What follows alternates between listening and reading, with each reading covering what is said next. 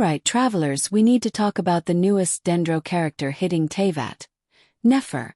And let me tell you, she is not just another Bloom DPS. She is something else entirely. And if you thought pulling for her would be straightforward, think again.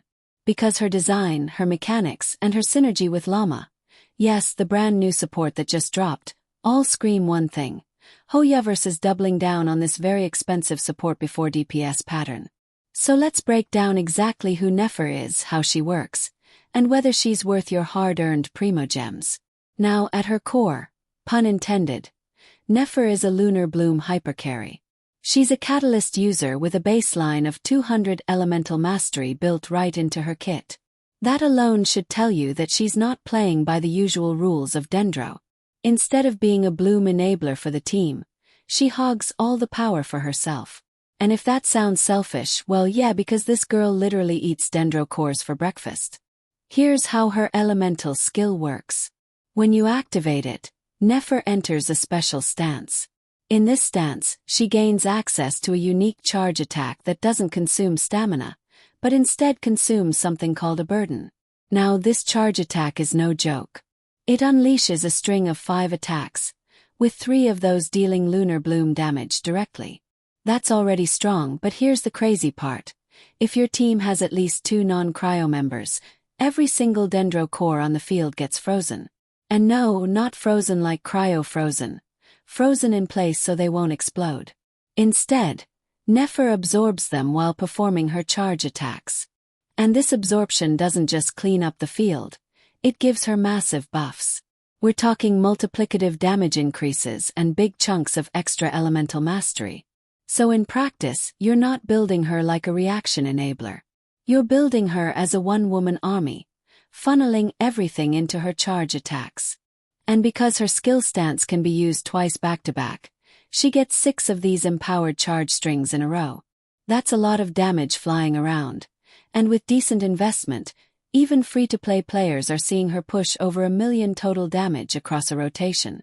That is nuts. Now her burst is less exciting.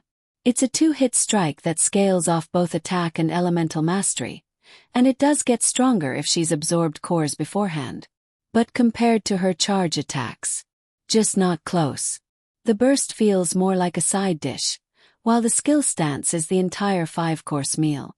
If you're building Nefer, you're going all in on that skill. Here's where things get complicated. Nefer doesn't exist in a vacuum.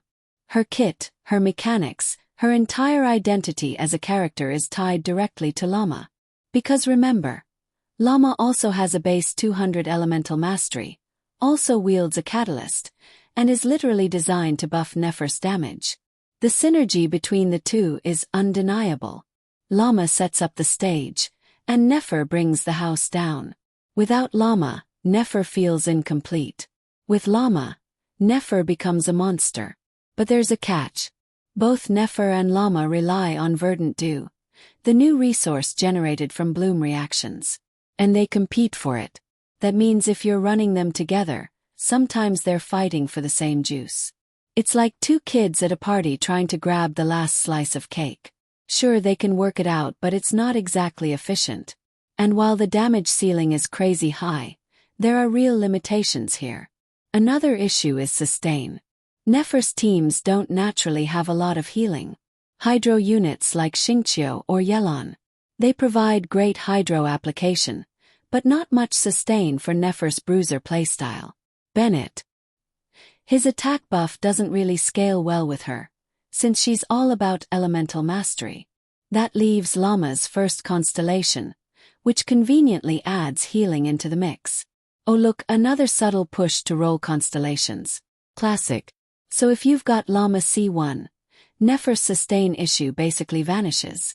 But if you don't, be prepared to feel the pain. Literally. Now let's talk team building. If you've got Nefer and Llama together, your core is set. You just need to patch in a hydro to keep Bloom reactions flowing, and a flex slot for survivability or utility. But if you don't have Llama, things get messy.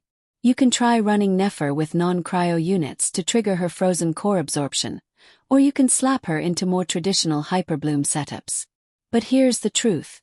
Without Llama, she's just not as impressive. It's playable, sure, but nowhere near the hype damage numbers that are making people's jaws drop.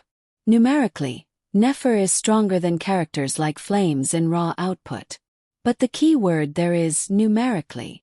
In actual gameplay, her meta-relevance is chained directly to whether or not you've got her best-in-slot support. It's a growing trend. First they release the support, then the DPS who needs that support to truly shine. And as a player, that means double the primogems, double the rolls, double the money if you're not free to play. Let's be real. It's a little predatory. And that brings us to the big question. Should you pull for Nefer? Well, here's my honest take. If you already have Llama, especially with her first constellation, Nefer is a monster hypercarry and easily worth the investment. Their synergy is one of the strongest we've seen for a new duo. But if you don't have Llama, or if you're on the fence about rolling for both, Nefer might feel like she's missing half her kit.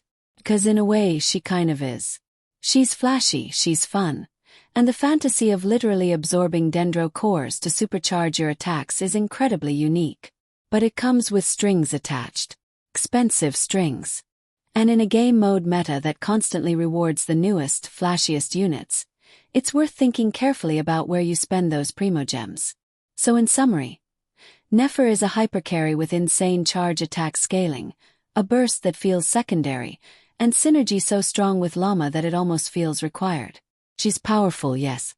But she's also part of a trend that is slowly pushing players toward pulling entire duos instead of standalone characters. And whether that's exciting or frustrating, well, that depends on how deep your primogem stash is. What do you guys think? Is Nefer worth it, or are you waiting to see how the meta shakes out? Drop your thoughts in the comments. I'll be reading them all. And if you enjoyed this breakdown, don't forget to hit that subscribe button, because I'll be covering more NodCry region characters as they drop. Trust me, you don't want to miss what's coming next.